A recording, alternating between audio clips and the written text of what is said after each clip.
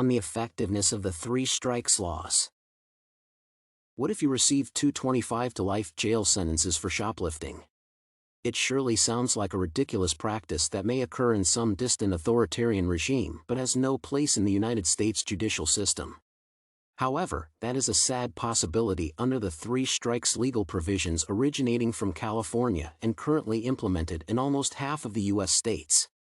Also known as habitual offender laws, they direct courts to give harsher sentences to those who have already been convicted of serious offenses twice before, a seemingly valuable but inherently flawed practice. While the three strikes laws have the potential to deter recidivists from committing crimes, they do so at the cost of prison overpopulation, additional expenses to the justice system, and unfair treatment of minorities. The three strikes laws belong to the get tough approach to justice, together with other measures that concentrate on punishment rather than rehabilitation or crime prevention. It has been the dominating approach in the U.S. justice system for over 40 years. As crimes became more frequent and the public became more aware of them because of the new media channels, public tolerance toward repeat offenders wore thin. California was the first state to introduce a three strikes law in the early 1990s, and the policy rapidly proliferated across the country, even with certain variations in different states.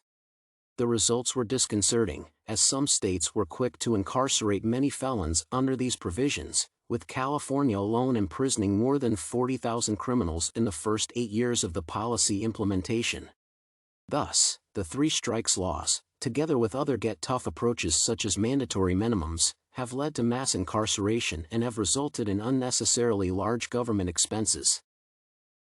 Mass incarceration refers to the contemporary phenomenon in the U.S. justice system whereby the number of prisoners against the total population is quickly growing. Currently, approximately 2.4 million Americans are imprisoned, and this number accounts for 25% of the total incarcerations in the world. Maintenance of such extensive prison networks requires significant financial investment on the part of local and federal governments. Not only mass imprisonment is an economic burden, but it is also based on a narrow understanding of how to prevent crimes.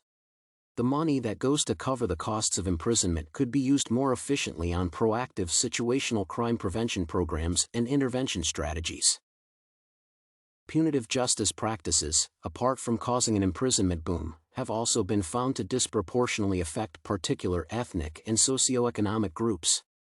About 40% of all inmates in the U.S. are African Americans, even though they only make up about 1/10 of the U.S. population. Three strikes laws have been found to contribute to this disparity.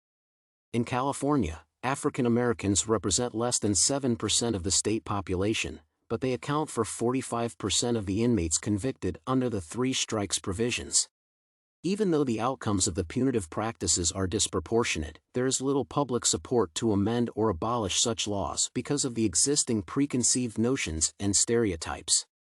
The study conducted by Hetey and Eberhardt has found that, when people become aware of the current racial disparities in the judicial system, instead of expressing concern about this inequality, they tend to experience more intense feelings of fear of crimes and thus become more accepting of the policies that produce such inequality.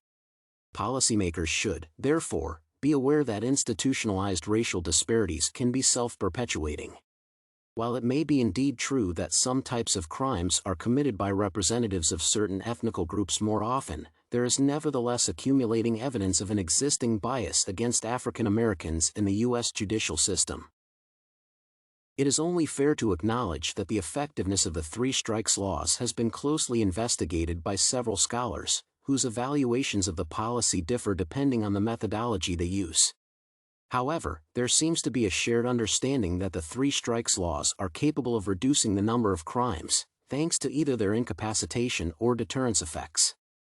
Incapacitation refers to the loss of freedom by criminally active individuals. While they still may be willing to commit crimes, they are unable to do so because they are confined within the prison walls. The incapacitation effects are fairly straightforward and thus rarely disputed. Deterrence effects, on the other hand, are much more controversial. Perhaps, the most significant study has been conducted by Helland and Tabarrok, who attempted to isolate the deterrence-related factors to measure their effectiveness in preventing crime.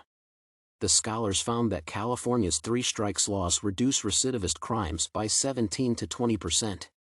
While these findings are quite significant, they nevertheless do not justify the necessity of the three strikes laws, at least in their present form.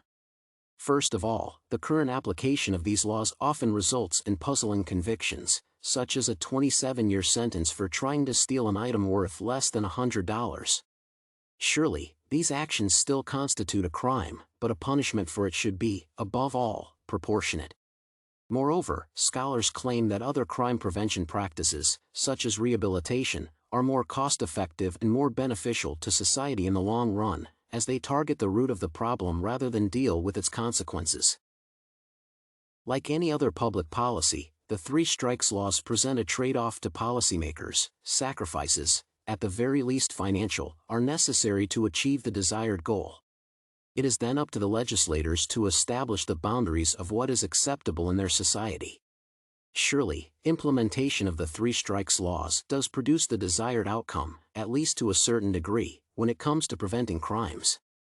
However, research indicates that these outcomes come at a price that should not be acceptable in American society. Not only has the system become a financial burden to the government, but it also contributes to the mass incarceration of American citizens and disproportionately affects the country's minority groups. Thus, the three strikes laws need to be at the very least revisited and, hopefully, supplemented with other crime prevention measures that do not have such a devastating effect on society and its members.